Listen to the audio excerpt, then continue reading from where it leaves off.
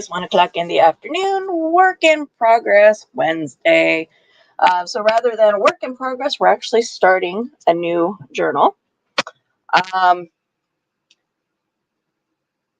Funny Wednesday for me. I had my camera all set up and I set my hands down on the table and realized my camera was upside down. So I had to figure out last minute flipping my camera around so that you weren't looking at me upside down. that is the joys of me. The way sometimes my brain does not work the way I want it to. So excuse all this fun little mess back here, but this is kind of my power strip that is up against the wall, so it can't move out of the way. All my cords and everything are all plugged in back there. But so the first thing I'm going to actually do today is get this fabric glued onto my spine, because the glue is going to need a little bit of time to dry. You could leave your internal spine like this if you excuse me, if you choose to. This is cut down to 8 3/4. So if you remember right, our signatures are 8.5 tall. So you want your spine to be just a 1/4 inch taller than your signature pages, and then it's cut to 3.5 like we measured last week. So this is on the inside of the book. This is what you bind your signatures to for a hidden spine, is what they call it. And it's hidden in the respect that when you look at the outside of the book, you don't see the binding. Good Lord. But when you open the book, you do see this part, because you sew your signatures to this and then you glue the whole thing down to the inside of your book.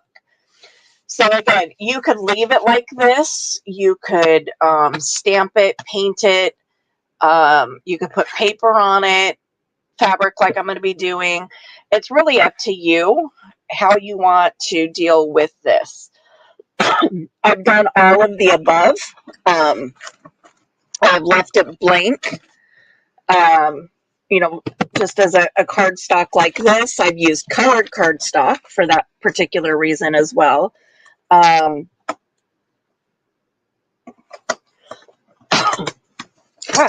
know what's irritating my throat right now. I've covered it with paper. I've stamped it. I've painted on it. I've done all kinds of different ways to decorate this particular piece of a journal.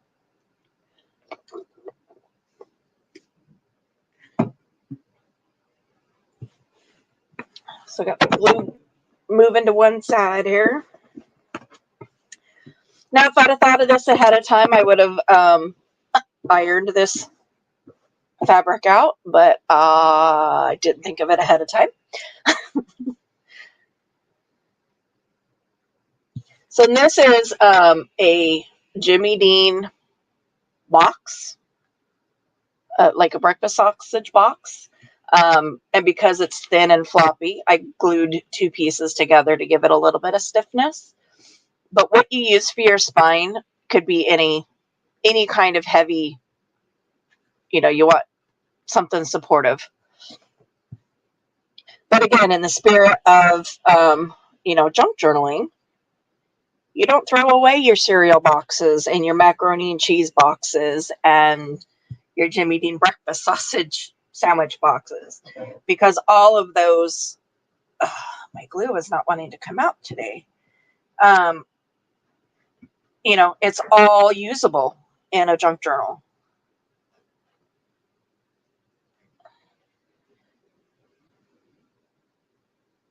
Oh my gosh, I don't know what is going on here.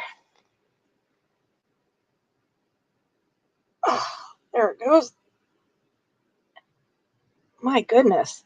I don't usually have this much trouble with this glue. I don't think it's liking the current temperatures here or something. Now, again, this is Fabri-Tac or Fabri-Fix, depending on what store you buy it at, what country you're from. When you're gluing it straight to fabric, you do want to spread it out, otherwise you will get glue lines.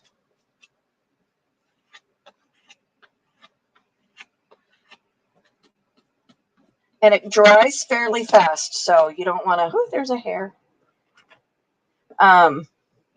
You don't want to mess around too much, but you do want to try to get it glued down as quickly as possible.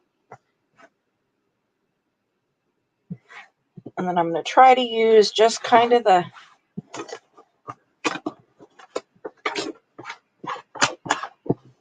glue itself to kind of iron the fabric out if I can.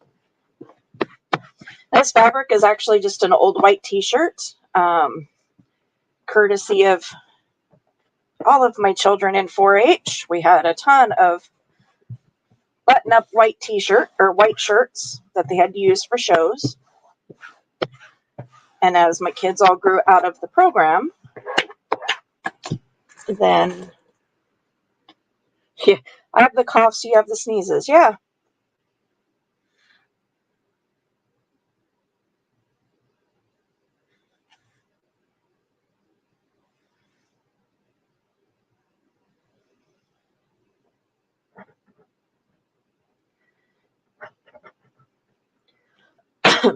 This is my own mental barrier here. It's not necessary to really get right up to the edges on this because I am going to be wrapping the fabric around to the back and securing it. But my OCD, my mild OCD tendencies will not allow me to not secure my edges. Try to remember to keep those turned over.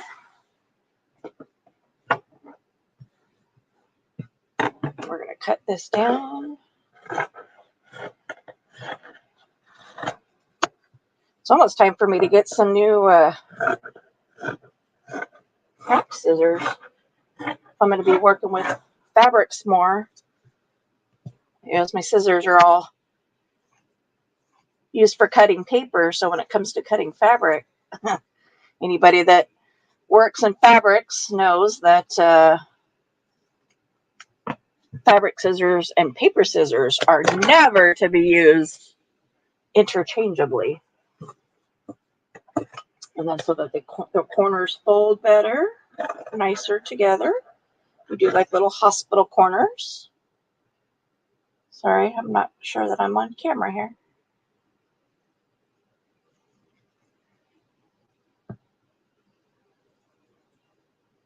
Ooh, that one was a little close.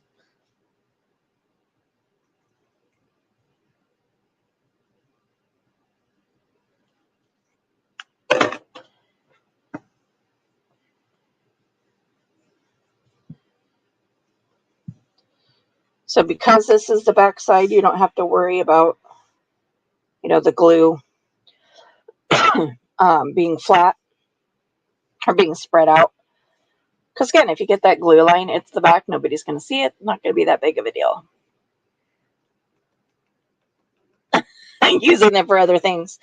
Yeah, when I did a lot of sewing, like when my kids were younger, I did a lot of sewing. It was a constant disciplinary action in the house because it never failed that somebody, because, couldn't find their scissors or couldn't find the house scissors, and because they always knew there were scissors in the sewing room, would go get my sewing scissors, and I would find them in the most obnoxious places, and it would just piss me off because, I would buy expensive sewing scissors and then they would get ruined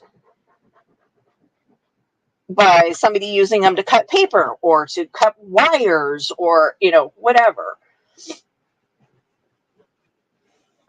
I don't have that to worry about too much anymore because I don't have any children at home. And I would hope that after all these years, my husband would have learned his lesson. You know, he does well. He doesn't usually step into my craft room for much of anything, honestly. I know he came in a couple weeks ago, but I was sitting in here and he's like, "Hey, you still have your measuring tape in here?" And I'm like, somewhere. I have yet to actually find it. I have no idea where it's at. So I was ordering a cabinet for out in my my dining area. I couldn't find the measuring tape. And, you know, I could have gone out to his space and gone out to the garage and got that one, but, you know, eh. So I measured the space with, you know, my 12-inch ruler and kind of set it up and then put my finger on the counter where the 12 inches ran out and then moved the ruler up to figure out how much space I had under the cabinet. Yeah, at the start of your obsessive, can I use this?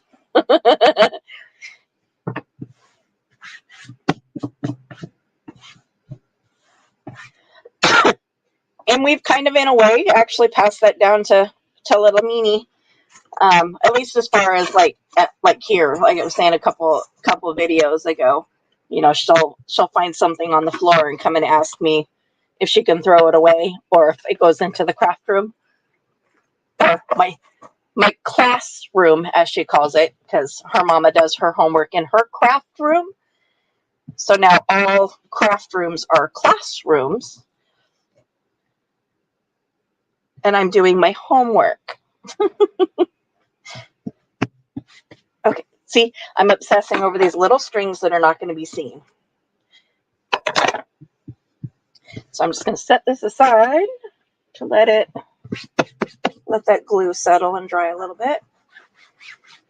And again, this part doesn't have to be perfect because remember, you know, your signatures are going to be sewn on top of it. You know, so if you've got a little a bluebird, as Pam would call them, chances are it's going to be hidden under your signatures anyway. I just have a little spot on the fabric there where there's a ripple that didn't glue flat. So I'm going to set that off to the side to let that dry. These are our 3 signatures that we started last week.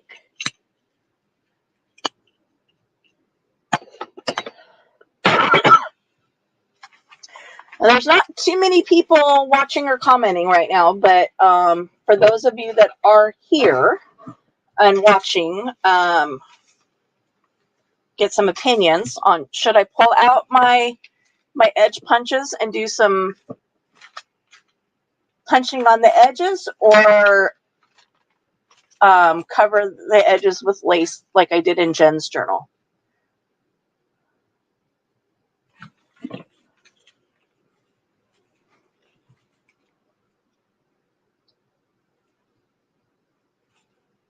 See, and then I couldn't figure out where I set this last week. I set it aside because I ended up, you know, we ended up not using it last week. And I couldn't find it. I'm like, oh, no. We are not doing signatures and not having a hole puncher. The reason I asked that now about the edges is because if I'm going to paper punch them, it's a lot easier to do before before it's sewn in as onto the spine. The cut edges. Punches it is. All right. So if you're going to use this handy little tool, which I highly recommend, if not this specific tool, some sort of V-cut. Let's see if I can. Some sort of V-cut device is going to be your best friend. I like this one again because it's got the numbers down the side. The holes go through. It makes it a lot easier to make sure that your holes are in the same spot each time. But you can do, you can punch the holes without anything. You can just do it on a piece of foam. You just will need to do like you can take a ruler figure out where you want your holes to be, and then in the center of each signature, you're going to mark those holes, and then you'll set your book down. People have even used books. So you get that V shape is to take a book like this, stick your signature down here in the center, and then you just punch straight through like this on your marked holes. This is using the book is actually how I started out. And then I found this nifty little tool that I probably will never go back. Get it facing the right way because I'm left-handed. So there is a solid end here or an open end here. So you put your signature end up against the solid end, and that helps you get all your pages lined up. And you stick this thing right down there in the center. There's my little cheat sheet that's got my numbers on it. And then you go, for me, this is where I like mine. Because again, what I like about this is it puts that point right down into the center of your signature. So it should center your holes. So 5, 11, 17, 23, and 28. And my shark is back again.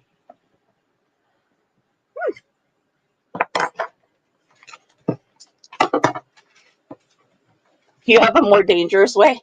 So I don't know how well you can see those holes there. But when I talked earlier about the 3-hole versus the 5-hole pamphlet stitch, if I only did the 3-hole, I likely would have missed, where's that little green one? See, because it would have only had 2 holes here to hold it in. One at the top and one maybe in the middle. But by doing the 5-hole, it actually has 3 holes to hold that little one in place. Another thing to keep in mind too is that once you punch the holes, you want to be able to mark your top because you want to make sure that your holes stay where they're supposed to. Because if you're not paying attention to that, when you go to assemble your signatures, you might get one of them upside down, and then your holes aren't going to line up when you go to sew them. What's your more dangerous way?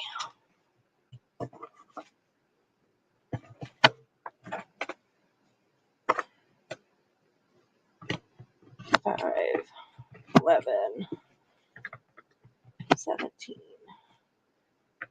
23.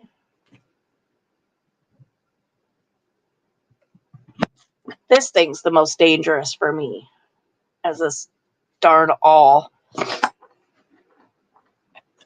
And close the signatures and line them up, cut with an X-Acto where the holes go. Or just hold it while punching.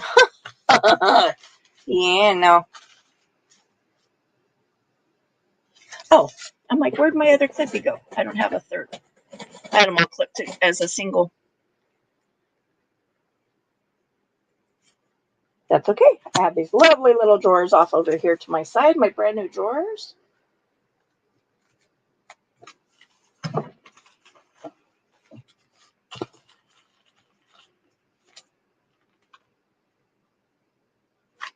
Again, find that center. Get that all the way up to the top, down into the crevice.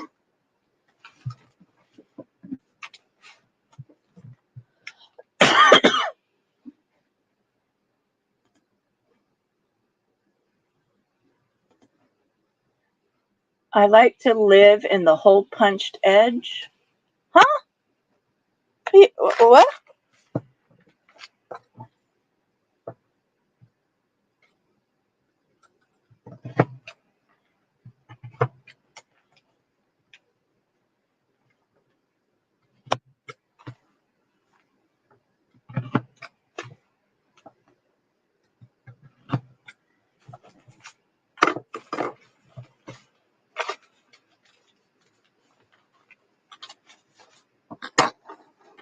love the smell of wallpaper.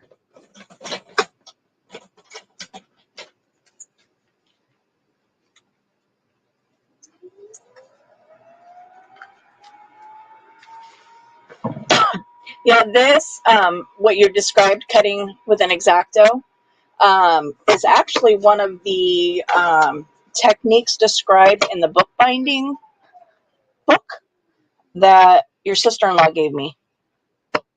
I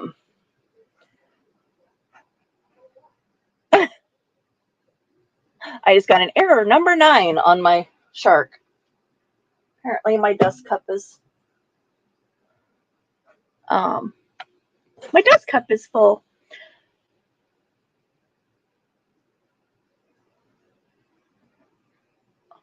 Doesn't work. Living on the edge. Gotcha. I'm like, huh? Like, that was a what you talking about, Willis moment.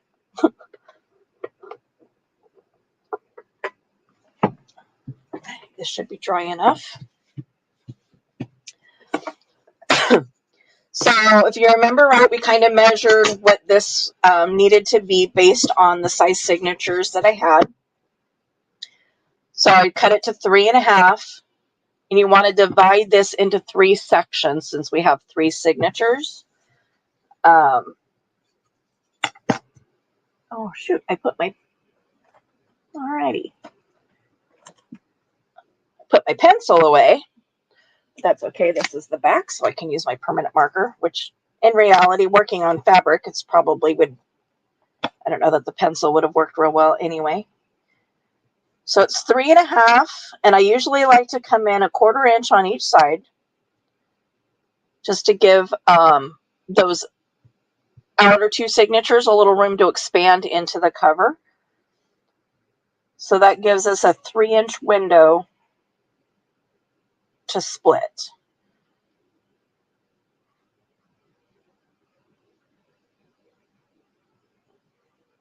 Let's see, I'm going to go because my brain is not working that way. So I marked it in at 1/4 inch there.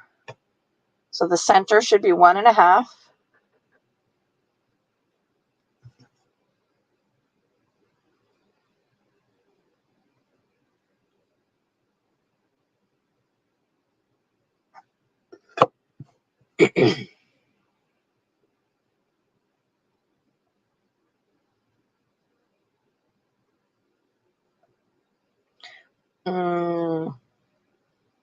What?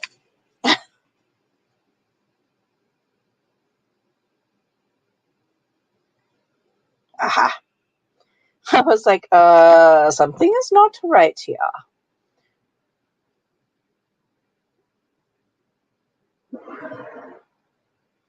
Center line.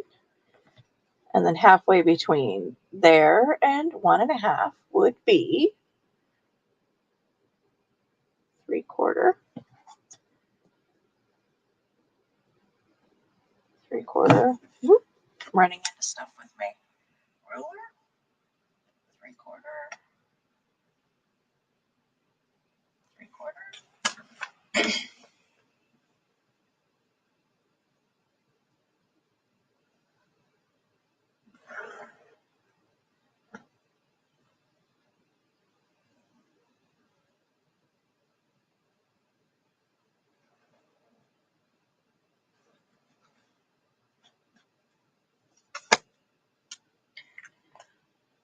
Now this is the part I would normally do with my,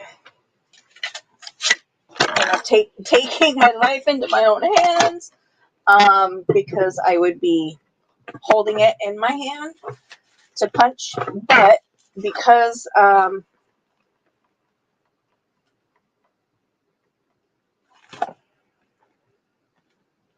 there's fabric, I don't want to try to do that. So I'm just using the holes that I punched in the signatures as a guide for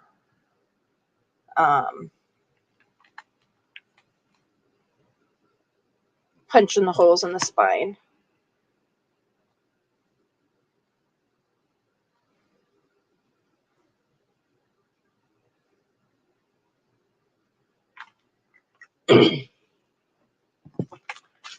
I'm trying to put the permanent marker away and I'm not done with it yet.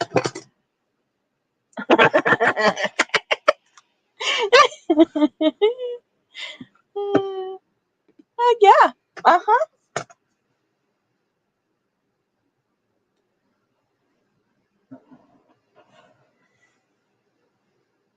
Picking up Sissy.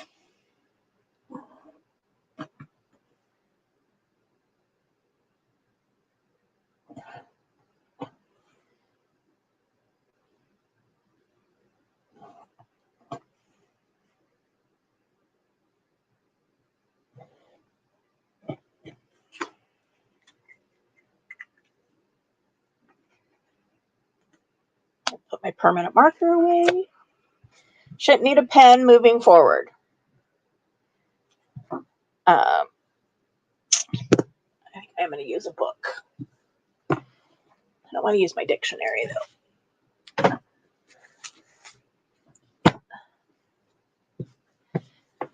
Now, like I said, normally I would just hold this in my hand and punch a hole through if it was just cardboard. I'm a little nervous trying to do that with fabric on the back. I'm afraid that I would push too hard. You better be parked, a toddler in your lap or in the passenger seat. So what I did here was I drew out the grid. So this is splitting the width in 3 and then splitting the length in 5 based on where the holes are in those signatures. So you create that little grid, and where they intersect is where you're going to punch your holes.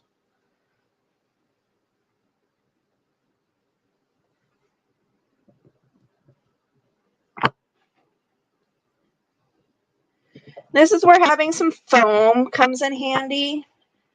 Or some sort of soft, something squishy.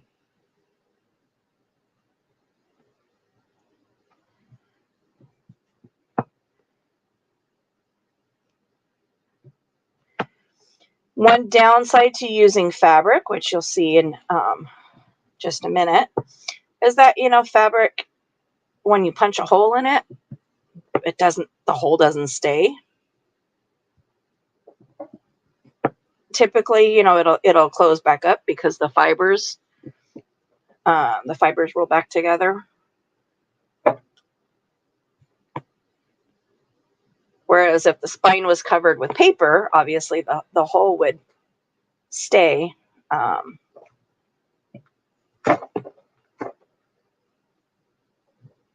Once you poke through it.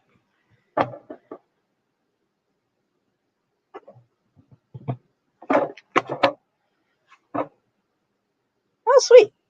The glue is helping. It's keeping those holes open.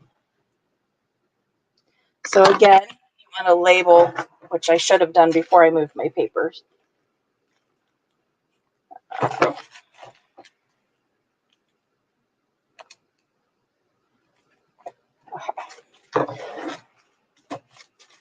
So based on where you're, because you used your signatures to punch your holes.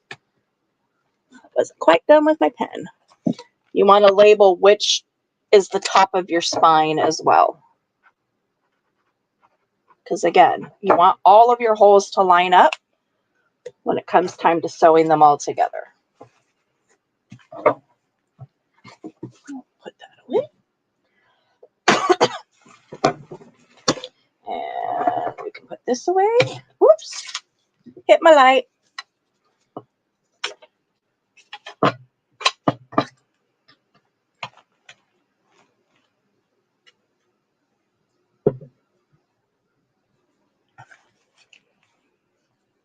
I don't need my ruler anymore. I'm going to put that away.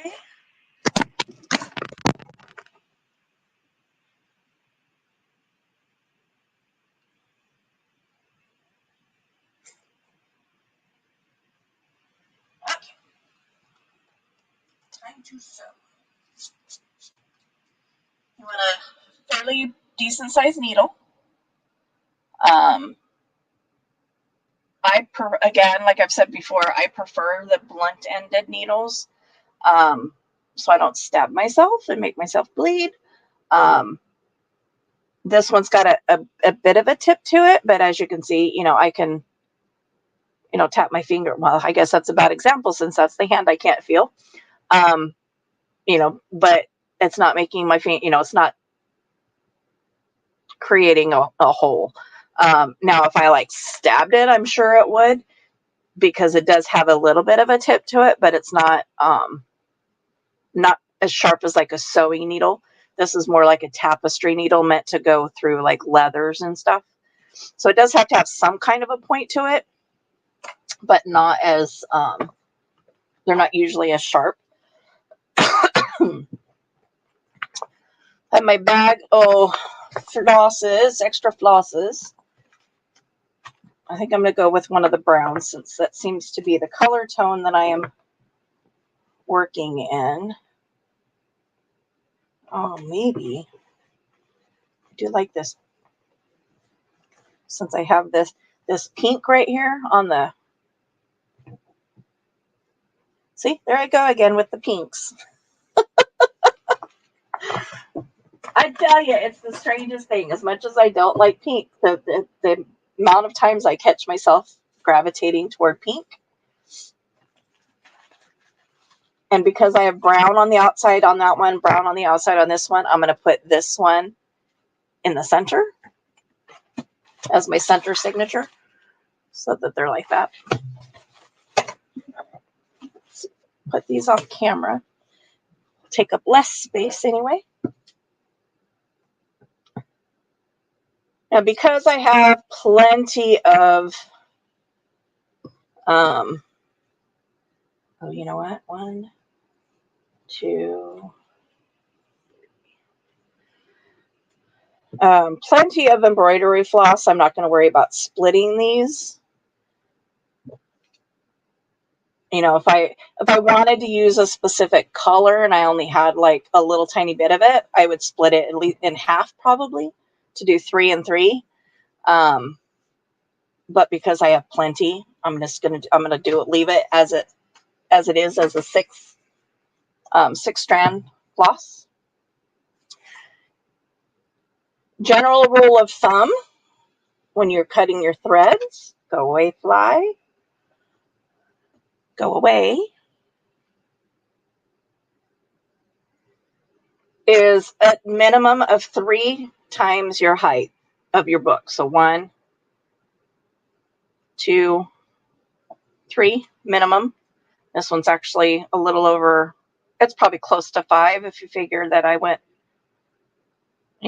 above and below a good inch each time I measured. I'm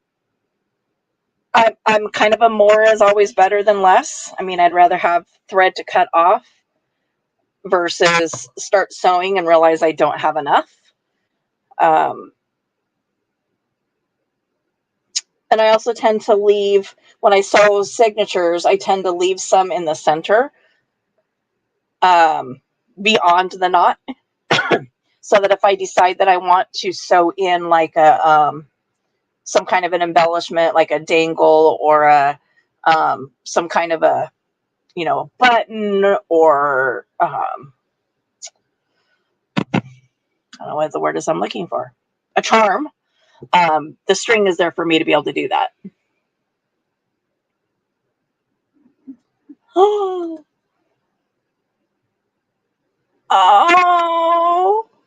I bet it's a daddy coming home.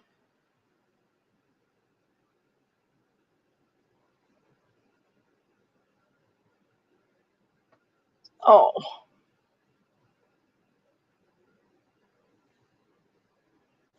You could log off if you need to, if you want to film it. Those are always awesome videos. Little kids get that surprise from their dad or their mom or their uncle or somebody who's been, gone for a long time in service.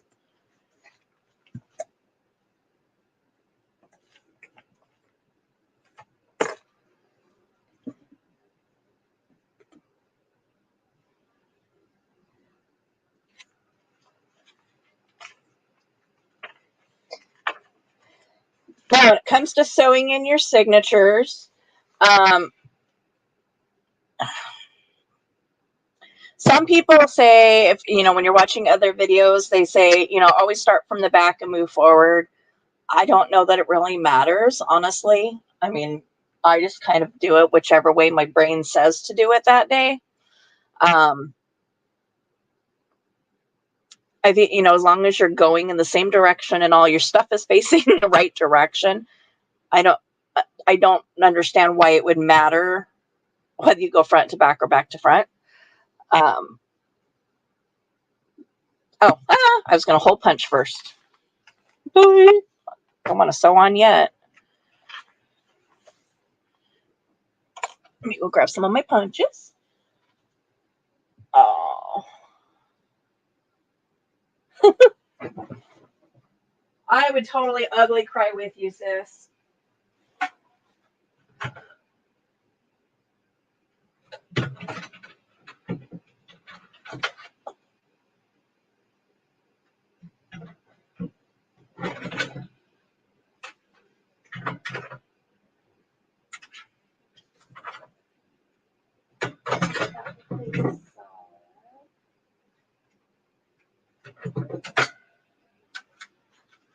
Ooh, I'm out of hands.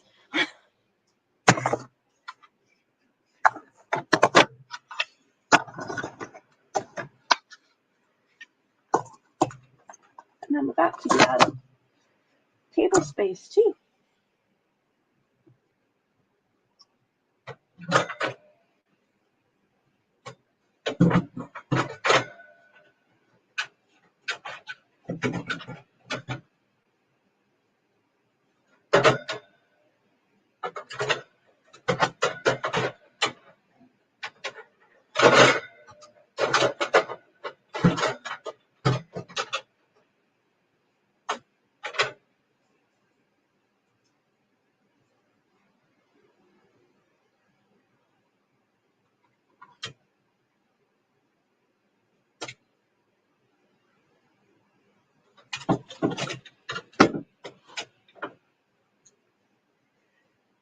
I have some other edge ones over there that,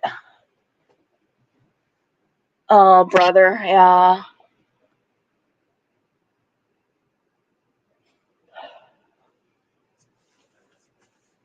I have some other edge ones over there, but they're ones that I either know that they don't work super well, like they're dull and I need to sharpen them, or ones that I can't remember if they, like some of them will cut an entire, like they cut out a strip, not just an edge.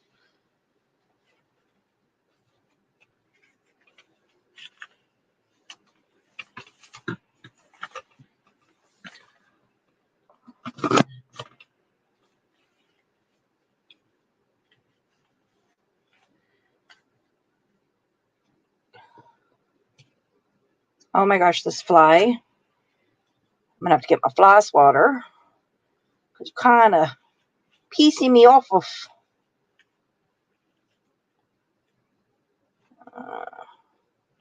Why am I not lining up here?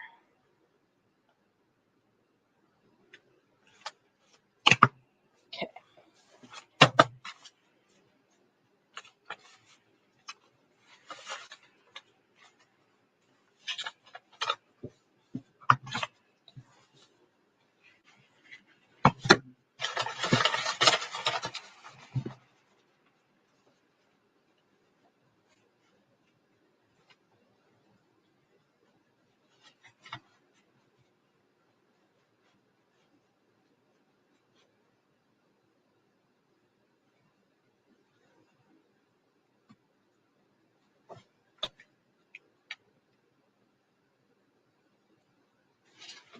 I am not lining up and I don't understand why.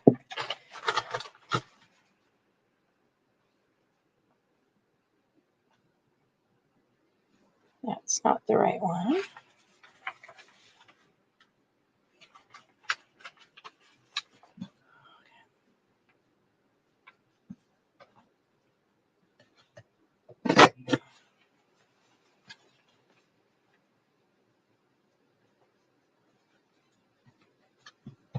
That one was throwing me off.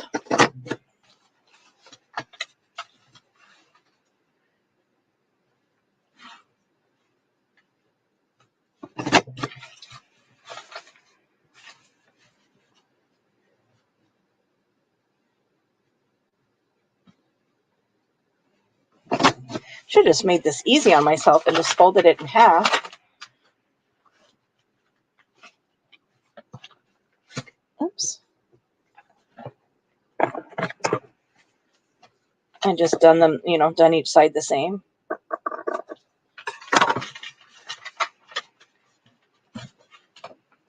Next time. Next pages.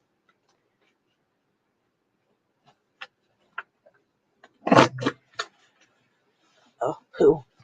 Okay, I'll have to fix that one.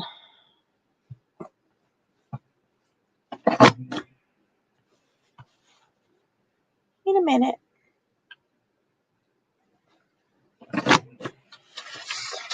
So you can see on this side, I didn't go quite far enough over. So I've got this little flappy here. So to fix that, you just go off to the other side and line your stuff up. Like you're going left instead of going right. But right now, got some pain in the stuff going on. It's pain in the stuff, pain in the butt stuff going on right now. Not wanting to. Okay. Couldn't get it to line up, and just knocked out a complete flower.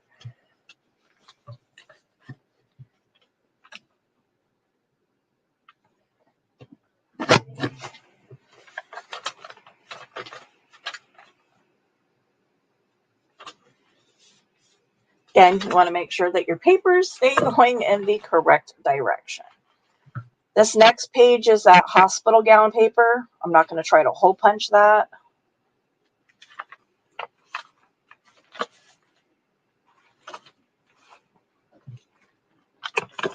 That would be a big old hell to the gnaw.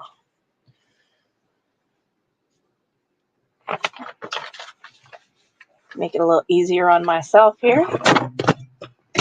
I'm going to do what my brain said I should have done the first time.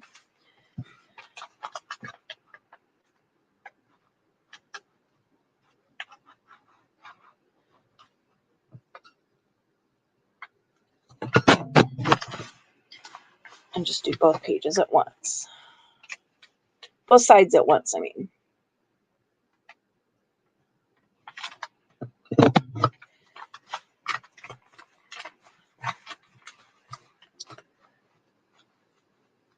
Da, da, da, da, da. This will also save time.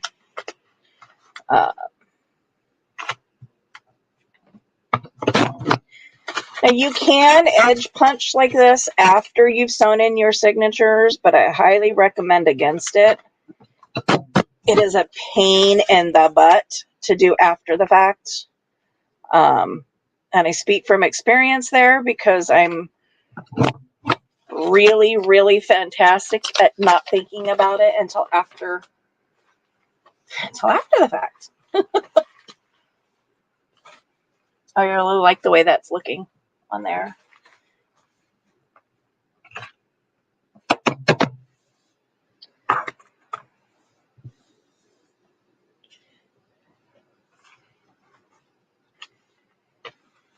Oh, see, I can't remember on this one if it.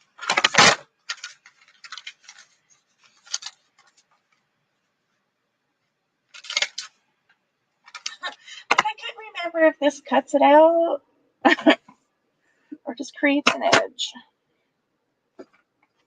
I got a couple on the table with me here that's the case where I can't remember because it's been a while since I've used it, so I can't remember for sure if it creates an edge or gives you an opening.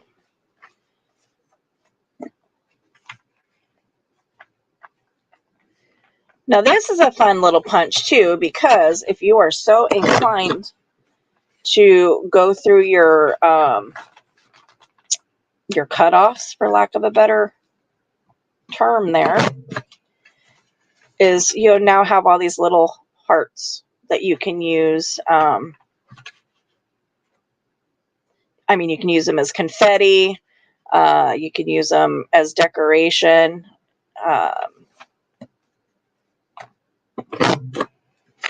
Yeah, like grab a pair of tweezers so that you can manhandle the little tiny baby hearts and glue them individually onto a page. So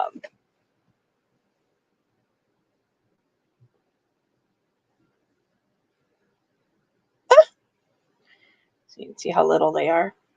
It creates these tiny little hearts, which are cute.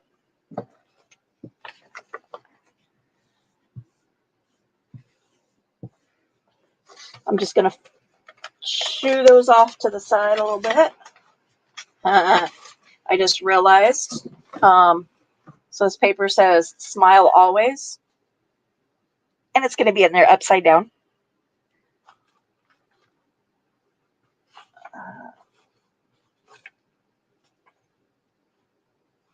Crud.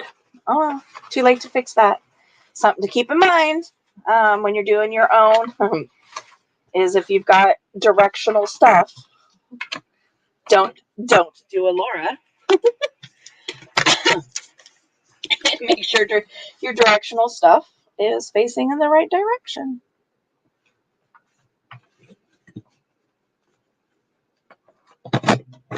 Yeah, there is a junk journaler that I follow, and she's notorious for that. It's inevitable that on every project she does, at least one thing is done upside down. And it's always funny because she'll be like, you were yelling at me, weren't you? You saw me doing that. It's like, yes, Miss E, we absolutely were trying to get you to stop. But this hole punch also gives you, these cute little hearts, which again, is kind of up to you whether you want to pilfer through that pile of your leftovers. And if you've got hole punches like this, that I would, go through and figure out like what cutoffs become usable, because in the vein of junk journaling, there's not a whole lot of things that are considered garbage. This is another one where I'm not sure if it, yeah, see this one, when you go through, it actually creates a strip. It's not, it's not attached. So I will actually just go through and finish trimming that out. Get myself the strip. Oh, no, don't get stuck. Don't get stuck. Gimme. Ah. Thin paper. Oh, it's stuck. It's probably why I couldn't remember whether I did that or not, so it probably sticks. But see, it cuts out these little,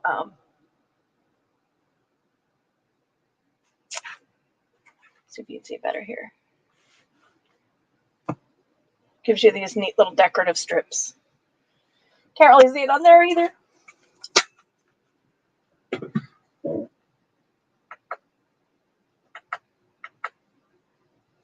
Maybe I forget that my ring light is adjustable.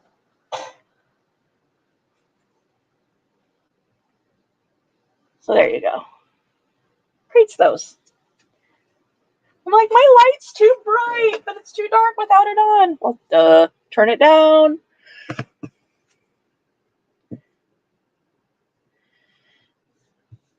See, my first thought was just throw all those little tiny hearts away. You don't need them. You don't need them. Just throw them away. And they're still sitting here in a pile off to the side going, no, you don't throw those away. You need those. Okay, 1, 2, 3. Make a decision. Throw away. kind of how that goes. Because if I don't do it,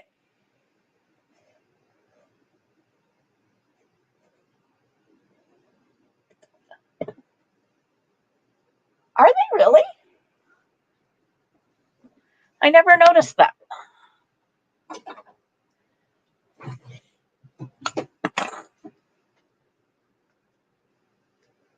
Mine work like regular scissors. Squeeze, you know.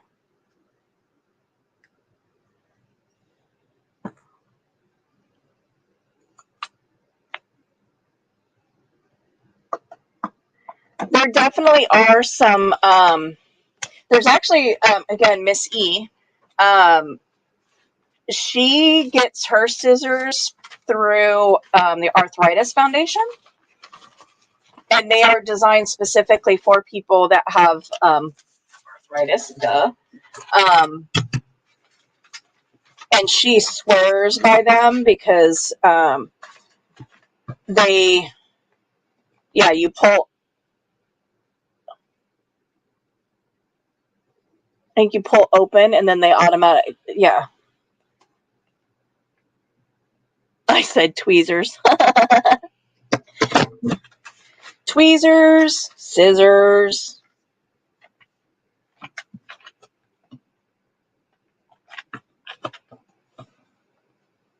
I don't know where my Cricut tweezers went.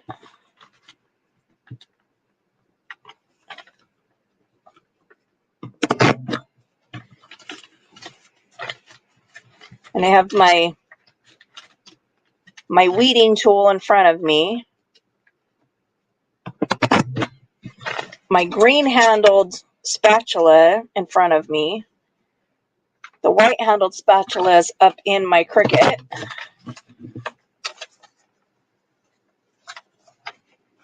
I just grabbed the scissors. Yeah,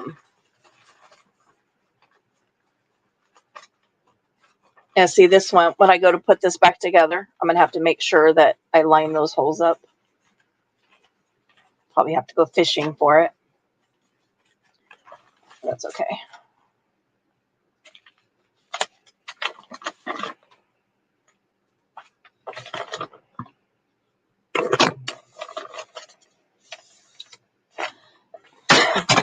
Isn't that crazy to think that, I mean, like, are they Cricut brand?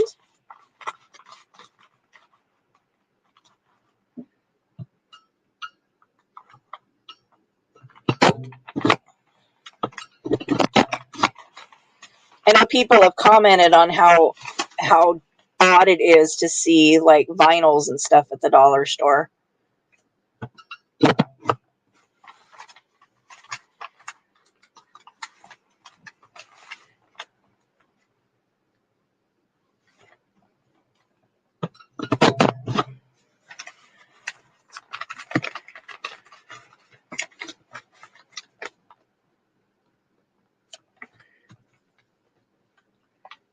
I was going to say.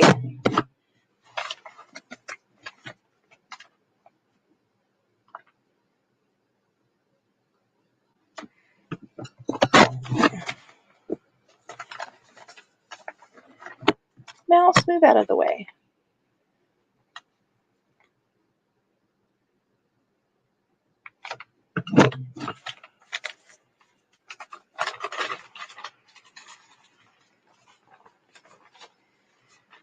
So this next page was a bag. It's, you know, the kind that go into the garbage dispensers in women's bathrooms, into the, not the garbage dispensers, the hygiene garbage. So I just kind of need to decide whether I want this to stay as this side, because obviously this side's going to be a pocket. Do I want this side to stay as just as a page, or do I want to cut it open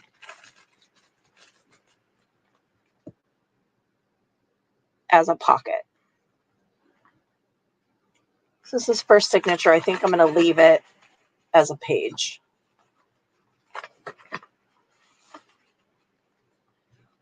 Executive decision.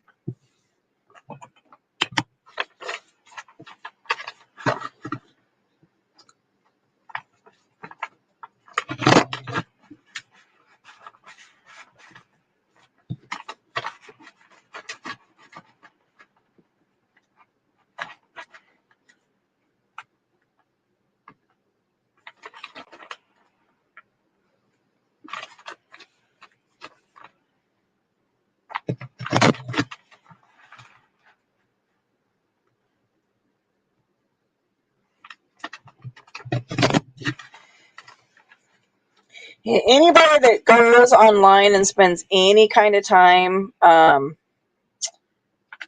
watching videos of other junk journalers, you will see that we all kind of struggle with the concept of, it's okay to throw shit away.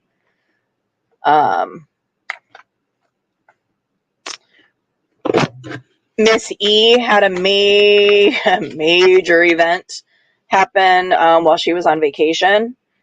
Her hot water heater,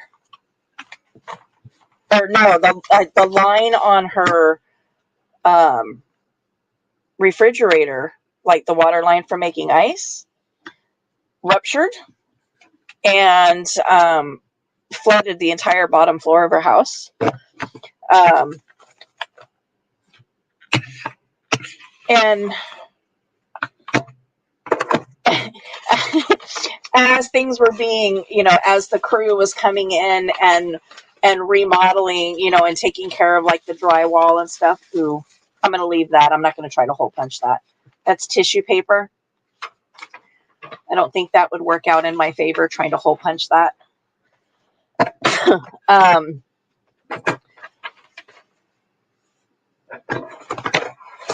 Oh, I just did that one. But as they've got their stuff out on her front porch, like their quote unquote their garbage, all the construction waste. She's like looking at it, going, how can I use this?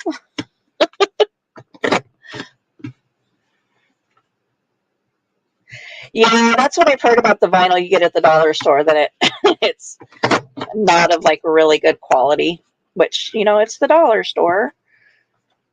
So I mean, I guess if, as long as you're not making something that, is a commissioned piece, or something that you need it to last more than a couple wears.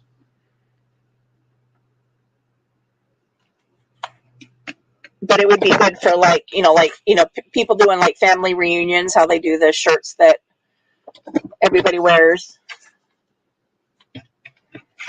The dollar store stuff would probably be good for that. Hi, Stephanie. How are you? Work meetings. Yucky, yucky. I don't envy you. It is. Yes, see, I would be just getting out of a staff meeting if I was still working. Wednesdays at my work sucked.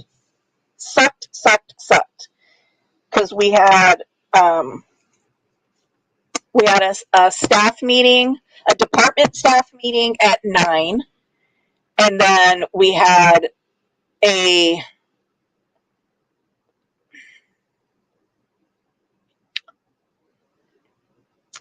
another staff meeting. So like the 9 a.m. meeting was our SUD meeting, our substance use disorder, that department meeting.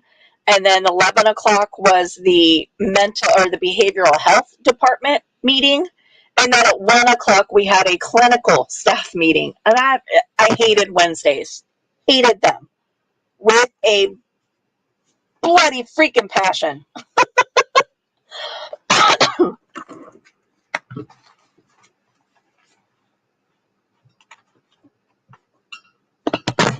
And my coworker used to because our supervisor was kind of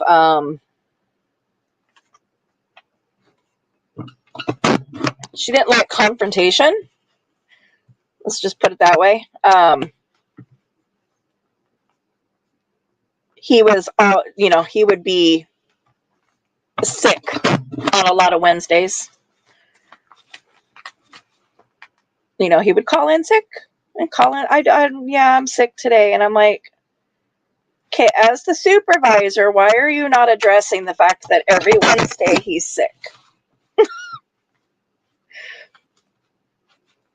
I mean, you can't be ignorant enough to not realize that he's calling in sick and using his PTO to avoid staff meetings.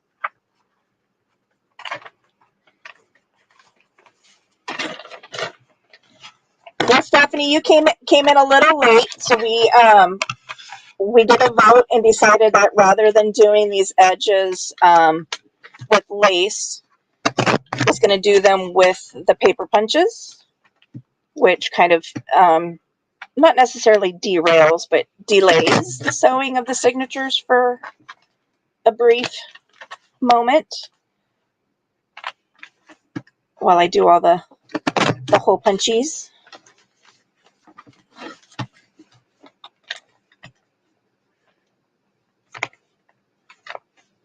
Because trust me, you don't want to try to do this after your signatures are sewn in. Been there, done that, torn out more signatures than I care to admit. Like, whoops! Like, ripped the page out on accident. Yeah, and it was kind of one of those things where normally, I'm like, just do it and get it over with, plan all your stuff. And I'm like that with like doctor's appointments and stuff. I'm like, just piggyback them all and get it all done out of the way. So that I can just, go on with my life and not have to worry about, every single day trying to figure out where I'm supposed to be. But when it came to the staff meetings, I'm like, oh my God, do we have to do these all in one day? And a lot of times what we talk about in one meeting, we were talking about in the other two. It was just with different staff members. And I'm like, why do I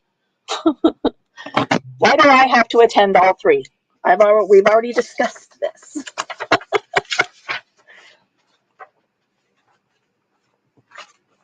I have my garbage can sitting nearby. And that's not to say that I'm not going to end up with it on the floor. But I tend to actually make a bigger mess when I'm doing when I'm doing die cutting. I can make a huge mess when I'm using my die cut machine.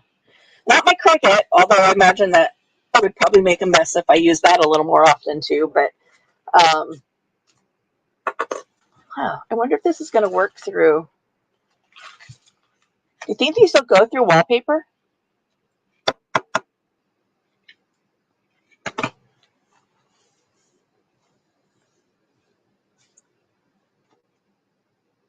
I don't think I want to chance it. Because with my luck,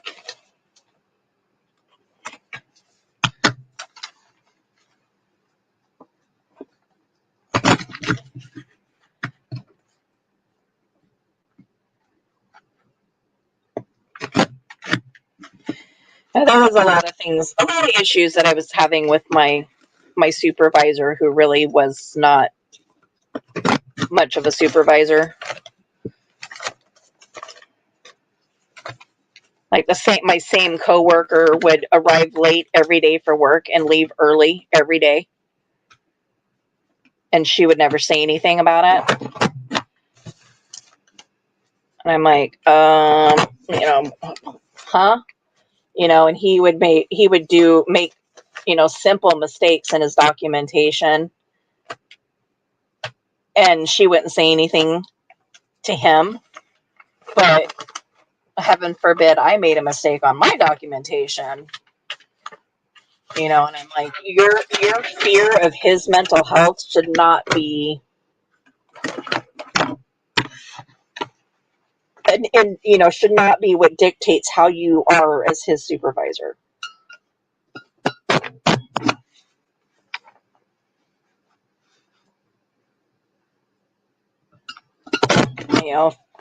Somebody is so mentally fragile that, any kind of correction is going to send them off the edge, then maybe they shouldn't be working with vulnerable populations.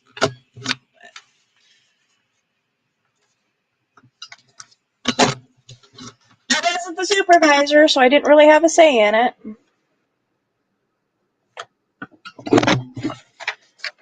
I mean, she would ask me about it, you know, how I felt about it and stuff during our individual meetings. Oh, and I forgot, and every Friday we had to meet personally with our supervisor for one-on-one supervision for an hour. But yeah, she would ask me how I felt about him as a clinician, and you know, da da da da da. And I'm like, well, you know, I didn't hold that back. It's like, as a clinician, I think he's good, but you know, you're not really doing him any service, and you're certainly not doing our clients any service by not addressing the elephant in the room.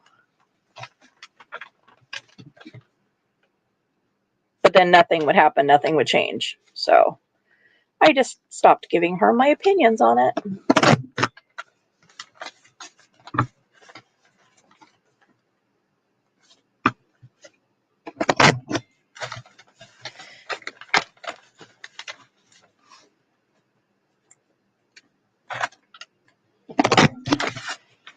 Yeah, I had a lot of issues with, you know, with my supervisor, you know, and I will say, you know, to her, what's the word I'm looking for? Not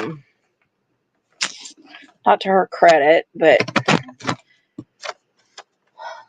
she was at a disadvantage because she was promoted to supervisor only because she was the only staff member that actually had the required hours to be a supervisor for an SUD department at the time. And she never actually had ever been a supervisor of a department, had never had any like supervisor training or nothing. So, I mean, she was kind of forced into the role, but at the same time, you know, if you are put into a position you know you're not qualified for because you've not ever done any training, why would you not step up on your own and do the training?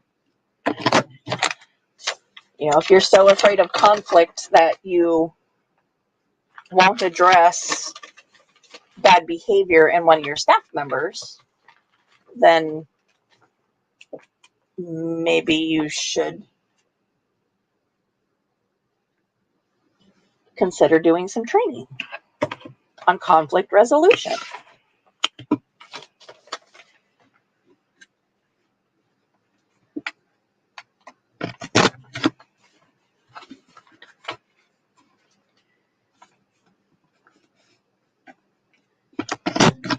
But because of a personal experience I had with her when I experienced something quite devastating with one of my clients, the way she handled it as my supervisor, I lost all respect for her anyway.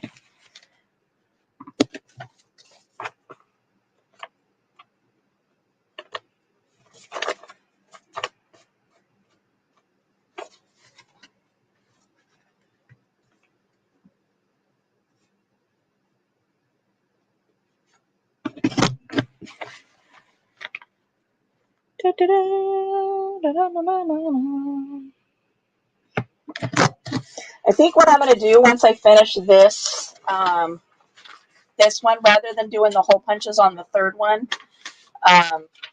is I will skip and into and sew on the next ones, just so we can kind of get to that process, because I've already been live for an hour and 10 minutes and I have yet to sew a signature in.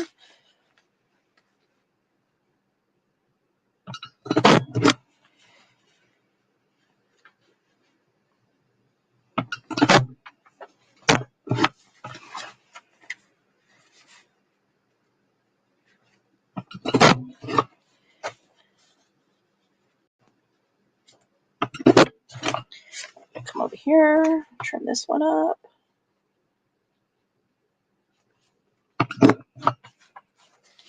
Oh, and there's my lovely email. Drives me crazy that it wants to like wait all the time. Drives me bonkers.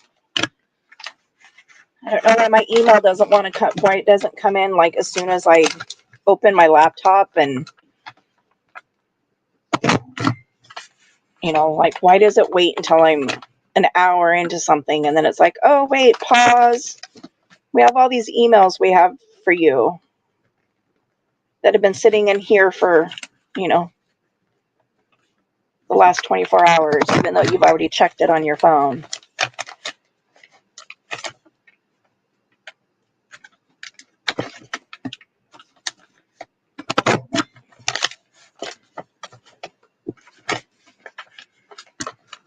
So since I'm hole punching, I'm just going to kind of let it do its thing, and the email will eventually stop popping up notifications on my screen.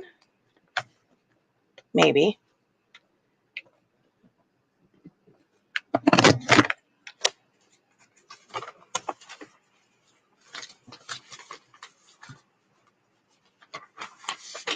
Whew. I got this lovely little pile going on over here. Oop, string. Oh, my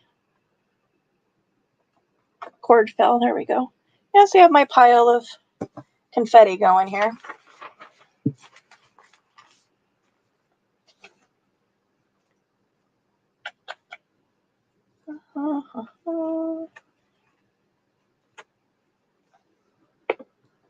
Let's get this one.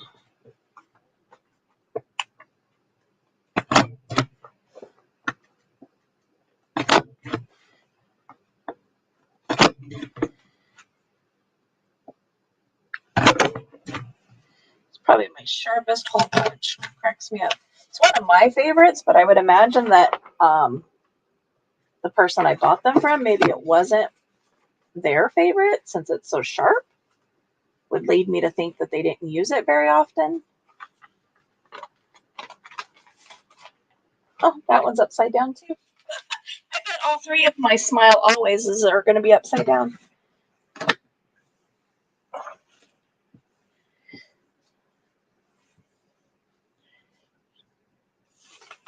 I might just flip them and have extra holes. Because I'm going to leave this one. I'm going to leave that one because that paper does not like to hole punch. It does not like to edge punch.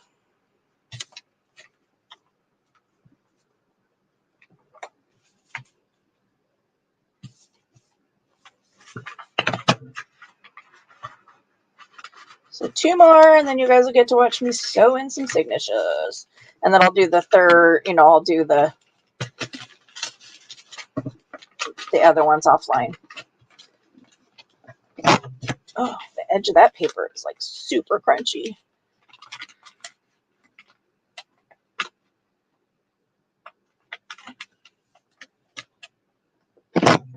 My mistake papers.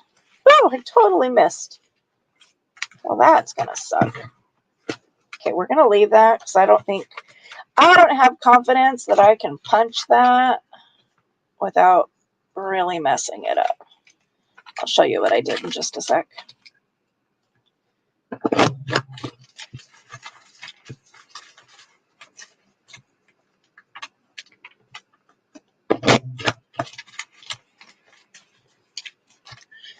Maybe I'll flub it up on both sides so that way it looks like it was intentional.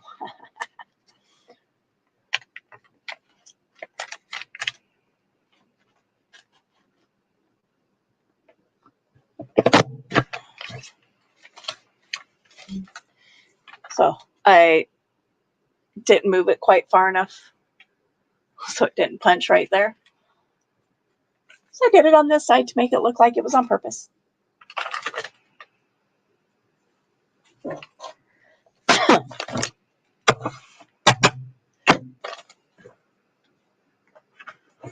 What is that we say, Sam? No mistakes, only happy accidents.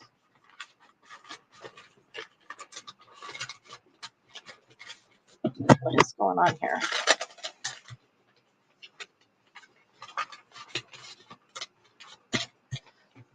This is probably my favorite edge punch. I love this one.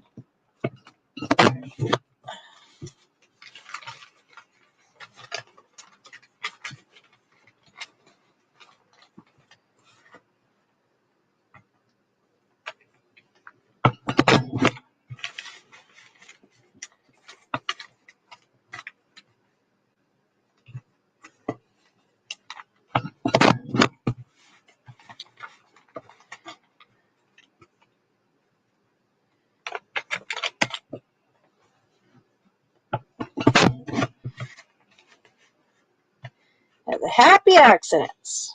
Trying to convince the 7-year-old of that.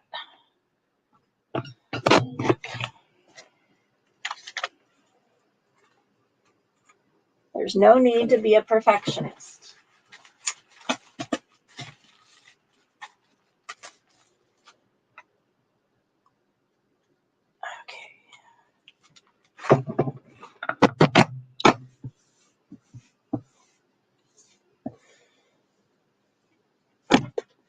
Yeah, see, I've made a little bit of a mess on the floor.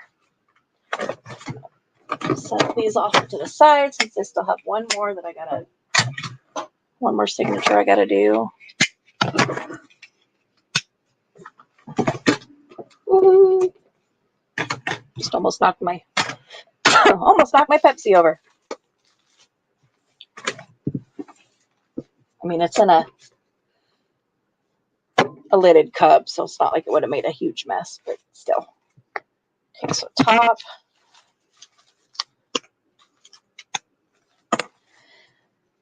And this is going to bug me, so even though it's going to create some extra holes in this paper, I absolutely need to flip it around.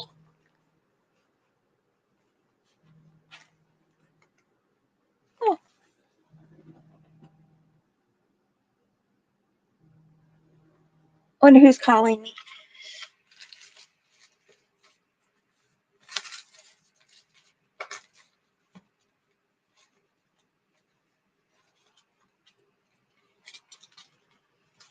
I can't answer my phone because it's in use.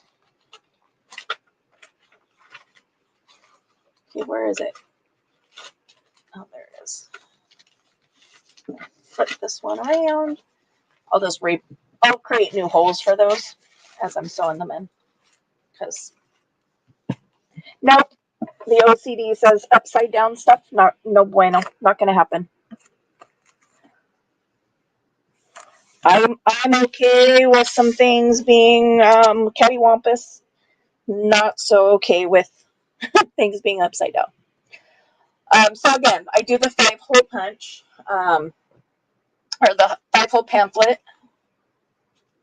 I started it when I first started journaling. I was doing the 3-hole, and very quickly discovered that because I really like having that chaotic nature in my journals, and that, you know, my papers are all different sizes and whatnot, that I was really missing.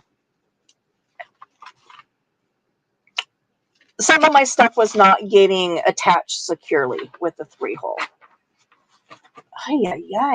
See, all of my stuff, it's all out of alignment. But when you go through and you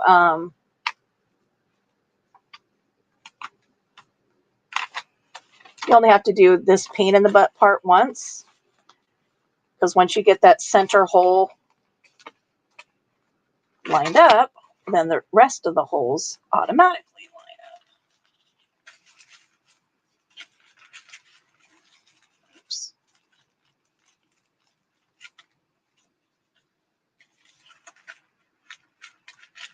In theory, anyway.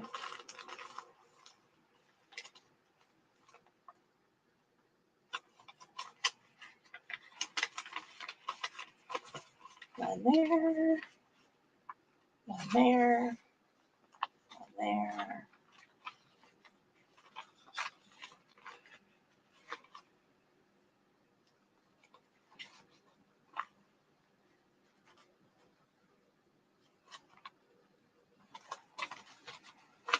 So they're thinking, where did that paper go? Oh, it's small enough that I actually don't have to punch new holes for it. Should line up just fine.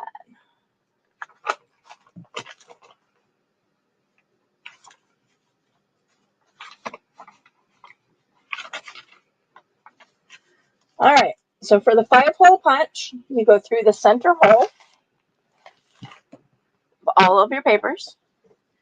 And then on your spine, you're going to go again through that center hole, again, making sure that your top matches your top of your signatures, and the top of your spine are on the same side. And poke it all the way through.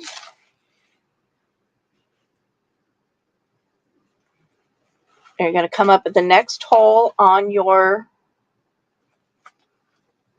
spine.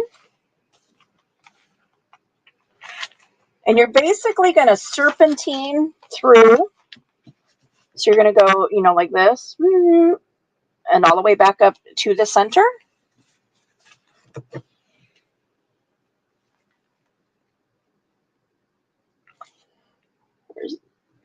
Where is it? There it is.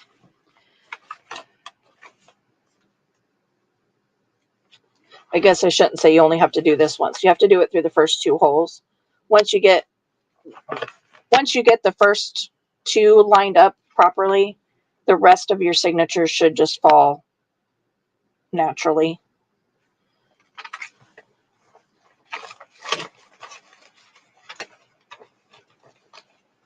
Oh, come on.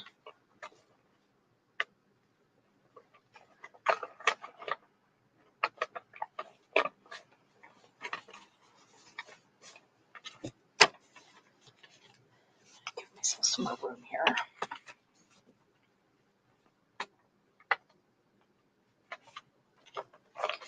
Because once you get the needle through the first 2 sets of holes, your stuff is not going to move as much or won't shift.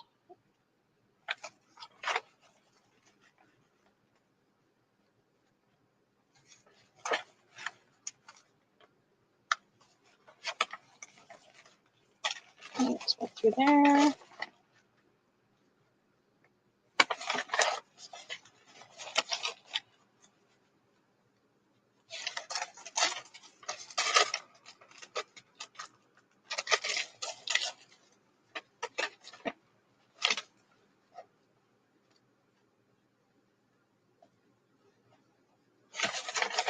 Now, if I'd have been smart about it, what I would have done was actually paper clip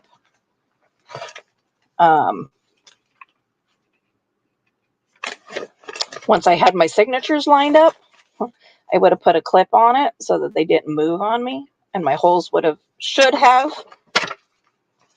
stayed lined up.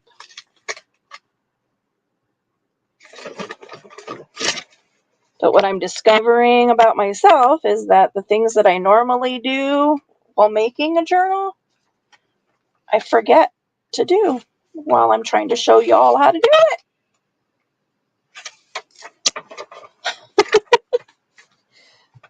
So again, here's your center string.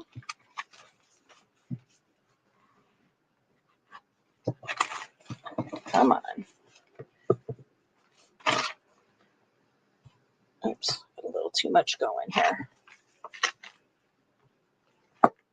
Don't need quite that much left over.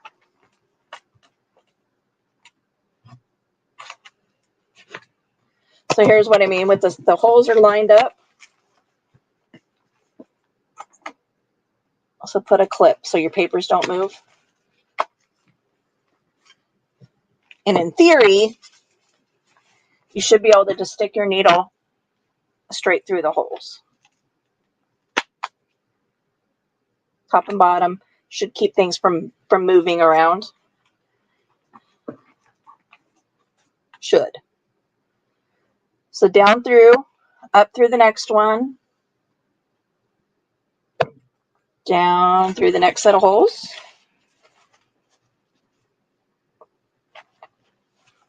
See, I said should.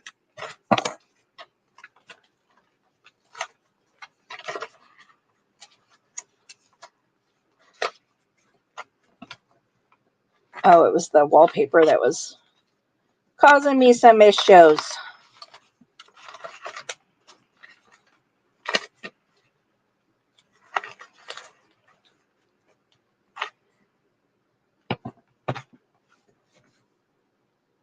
And then back down through that top hole on your spine.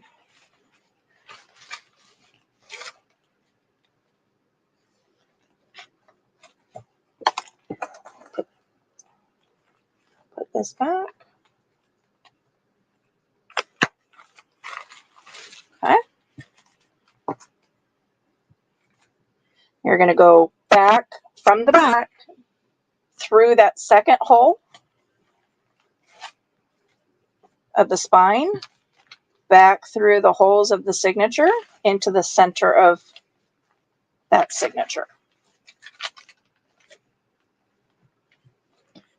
See how much easier it was to get that needle through the hole.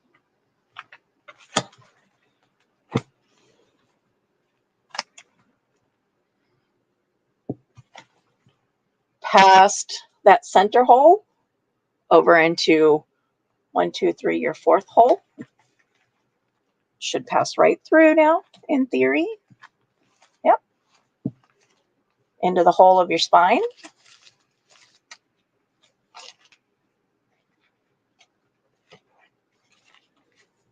Into that last hole of your spine and into the last hole of your signatures.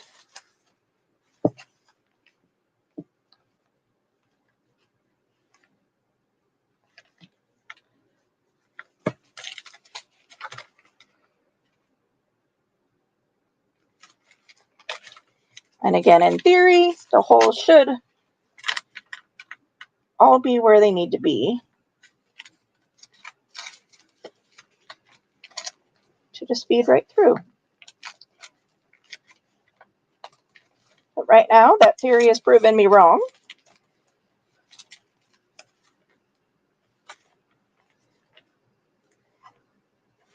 Because my needle is not wanting to go through.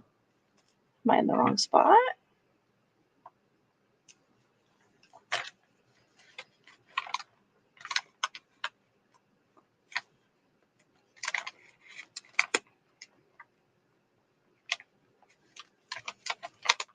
Oh, is that Smile Always page? Didn't have a hole in it. There we go. Ta-da! Up into the center. At this point, you want to kind of like try starting to tighten your threads up. And you want to pull straight up, not at an angle, because if you pull it at an angle, you're going to tear the holes in your signatures. Back down through, again, back down through that fourth hole, through the signature, out the back of the spine.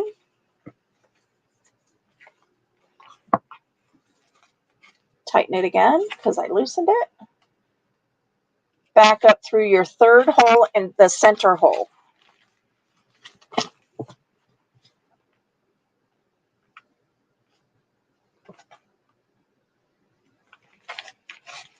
Come on. Ugh, this is killing my hand. Pull this clip off. I don't know what the malfunction is here.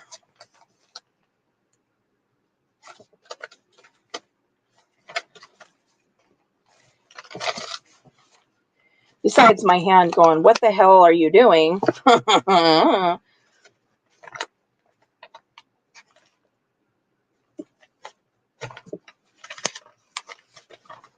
Come on. Oh my gosh, this is annoying me.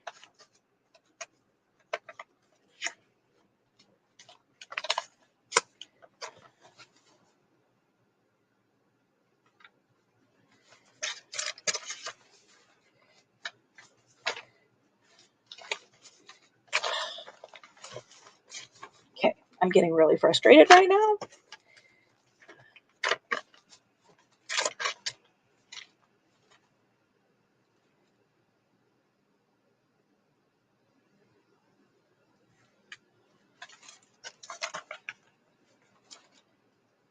There's my center.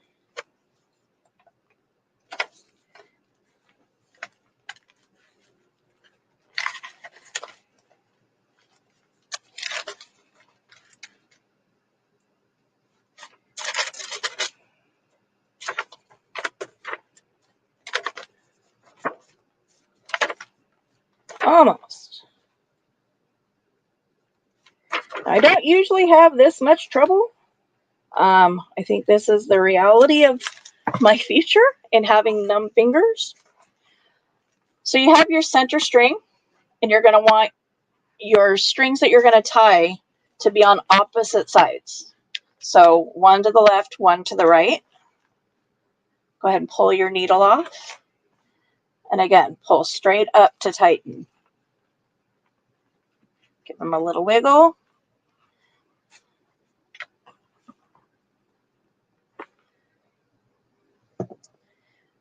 You're going to go right over left. Tie that down. And then left over right. Now, there's, I don't know why that, but I guess it's, the theory is that by tying it in opposite directions, it actually secures the knot better. I don't know if that's true. So again, I leave these strings long so that way if I decide to add a charm later, I can. And there's one signature sewn in.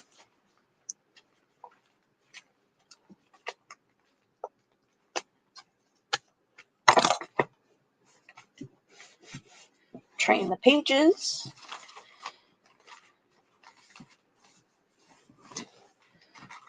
Little loose. I should have tightened it a little bit more. Yeah, let's see, I have a boo-boo. So, what I will do is, this is a relatively easy fix because, again, this side of your spine is going to be glued in. So whatever fixes you do are not going to be visible. Oh, okay, I'm just going to.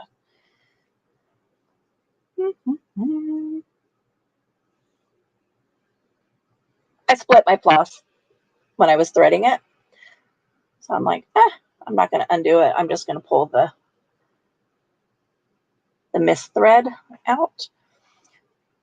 So I'm just going to take this and I'm going to tie it to that. We're just creating, some extra tension on that one that did not get tightened fully.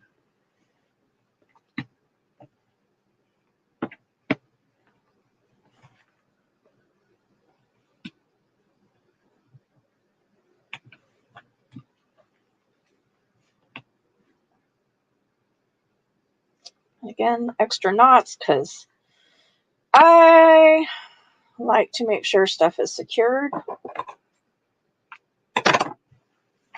See? And that tightened that and made that signature really strong in there. Now your next signature goes in the next hole and then the next one. I don't think you guys necessarily need to see me struggle through the next two signatures, getting those sewn in. But that is the 5-hole pamphlet stitch. Again, you're going to go through the center, out, in, skip the middle, out, in. Oh, I'm totally not on camera. So through the center on the inside, out the center hole, in through the second hole, out through the first, flip back around, in through the second, skip the middle, out through the fourth, in the fifth, out the fourth, back in the center, and then tie the knot. If you were just doing a 3-hole, it's the same. You're going to come through the middle, in, skip, and you're just making a big loop, essentially. Again, I prefer the 5 to the 3 because it secures the smaller papers better. I think in general it secures the signatures better, but